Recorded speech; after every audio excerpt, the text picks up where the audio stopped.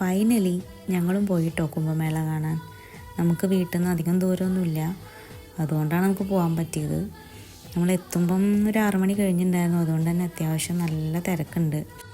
അവിടെ ഭാരതപ്പുഴയുടെ കുറുകെ ഉണ്ടാക്കിയിട്ടുള്ള പാലത്തുമ്മ കൂടെയാണ് നമ്മൾ ക്രോസ് ചെയ്തിട്ട് പോണത് കേട്ടോ.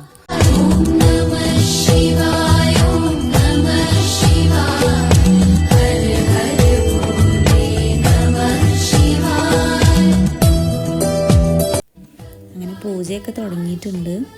ബാക്കി നമ്മുടെ വീഡിയോസിൽ കാണാം കേട്ടോ. നല്ല തിരക്കാണ്. എല്ലാ സൈഡിലും അത്യാവശ്യം നല്ലോണം ആളുകളുണ്ട്. പുഴയിൽ വെള്ളം കുറവായതുകൊണ്ട് പുഴയിലും കരയിലൊക്കെ ആയിട്ടാണ് ആളുകൾ നിൽക്കുന്നത് ഇത് കാണാൻ വേണ്ടിയിട്ട്.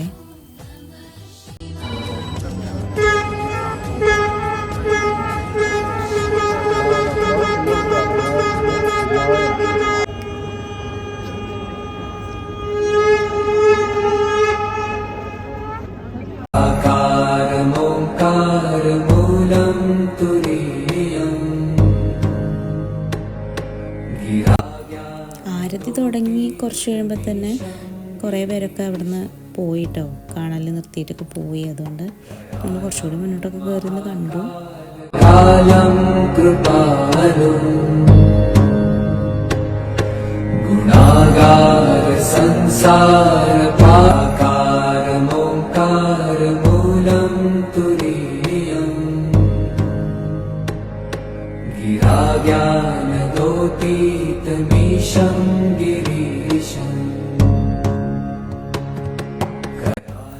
എന്തായാലും നമുക്ക് ഈ ഒരു മഹാമാഘത്തിൽ പങ്കെടുക്കാൻ സാധിച്ചതിൽ തന്നെ ഭയങ്കര സന്തോഷമുണ്ട്. ഇത് ഫോണിൽ കണ്ടിട്ട് നേരിട്ടിത് കാണുമ്പോഴുള്ള ഒരു ഫീല് അതൊന്നും വേറെ തന്നെയാണ് കേട്ടോ.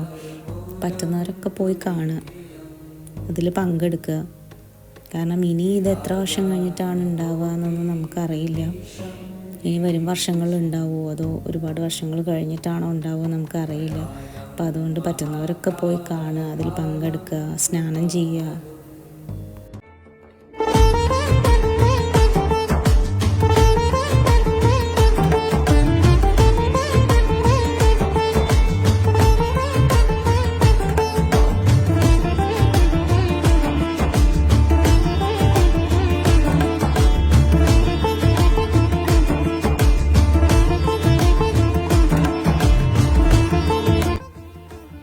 നീളാരതി ചെയ്യുന്നതൊക്കെ കഴിഞ്ഞപ്പോൾ ഞങ്ങളങ്ങനെ പതുക്കെ വീട്ടിലേക്ക് പോവുകയാണ്. അപ്പോൾ അവിടെ പൂജയൊക്കെ നടക്കുന്നുണ്ട്. ഇതല്ലാതെ അവിടെയൊക്കെ പോയി തൊഴുതു, പ്രസാദമൊക്കെ വാങ്ങി. പിന്നെ ആ പാലം അങ്ങോട്ട് കടന്ന് കിട്ടുക എന്ന് പറഞ്ഞിട്ടുണ്ടെങ്കിൽ കുറച്ച് ടാസ്ക്കാണ്. കാരണം നല്ല റഷാണ്, എല്ലാവരും അപ്പുറത്തോട്ട് കടക്കാനായിട്ട് നിൽക്കുകയാണ്.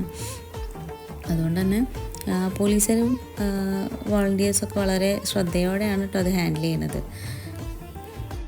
കുറച്ച് പേര് മാത്രമാക്കിയിട്ടാണ് പോലീസുകാർ നമ്മളെ അങ്ങോട്ട് കടത്തി വിടുന്നത്. കാരണം പാലം അത് താൽക്കാലികമായിട്ട് ഉണ്ടാക്കിയുള്ളതാണല്ലോ. അപ്പോൾ അതുകൊണ്ട് നമ്മളെല്ലാം നല്ല സേഫായിട്ട് തന്നെയാണ് പോലീസുകാരാണെങ്കിലും വോളണ്ടിയേഴ്സ് ആണെങ്കിലും അപ്പുറത്തേക്ക് കടത്തി വിട്ടത് കേട്ടോ. അപ്പോൾ അത്രയേ ഉള്ളൂ. ഇനി നെക്സ്റ്റ് വീഡിയോയിൽ നമുക്ക് കാണാം കേട്ടോ. Okay, by.